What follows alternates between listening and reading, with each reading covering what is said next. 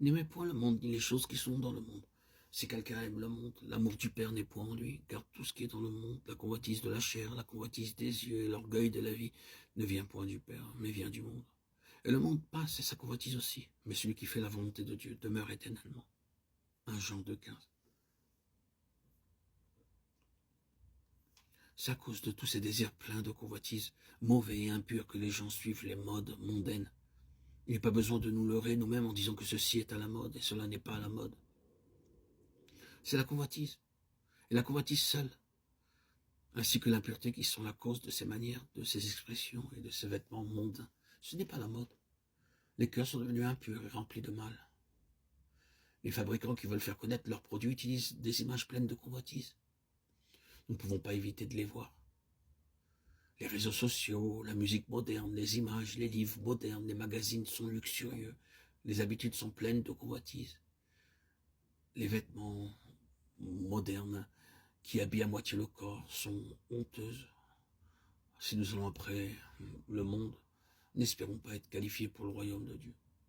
Nous serons séduits par les gens mondains, mais grâce soit rendue à Dieu pour la grâce qu'il nous a donnée de nous conserver sans souillure et de préserver nos vêtements de toute tache du monde. Sinon, nos pensées seraient souillées. Si nous allons après le monde, nous ne pouvons pas parler librement, ni rendre témoignage hardiment, ni nous concentrer sur la parole de Dieu. C'est ce qui arriva au temps de cette troisième période de l'histoire de l'Église. Ils commencèrent à imiter le monde et ils tombèrent graduellement. Ils introduisirent beaucoup de pratiques abominables.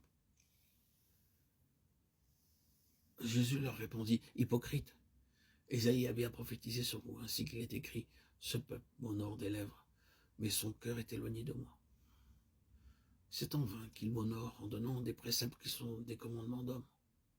Vous abandonnez le commandement de Dieu et vous observez la tradition des hommes. Il leur dit encore, vous rejetez fort bien le commandement de Dieu pour garder votre tradition. Marc 7, 6, 9.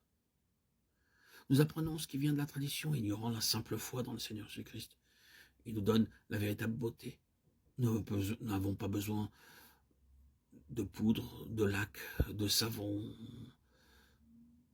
de crème de beauté. Nous n'avons pas besoin d'or, d'argent pour être beaux. Si nous obéissons, nous acquérons la véritable beauté.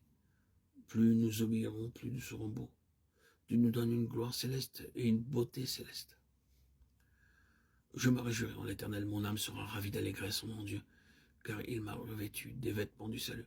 Il m'a couvert du manteau de la délivrance, comme le fiancé s'orne d'un diadème, comme la fiancée se pare de ses joyaux. Ésaïe 61, 10. Il est ma beauté. Le Seigneur, qui est une personne vivante, devient ma lumière resplendissante jour après jour. Nous, en tant que croyants, nous devons vivre une vie de séparation. Nous ne pouvons pas nous placer sous le joug avec les incroyants. Nous ne pouvons pas imiter le monde.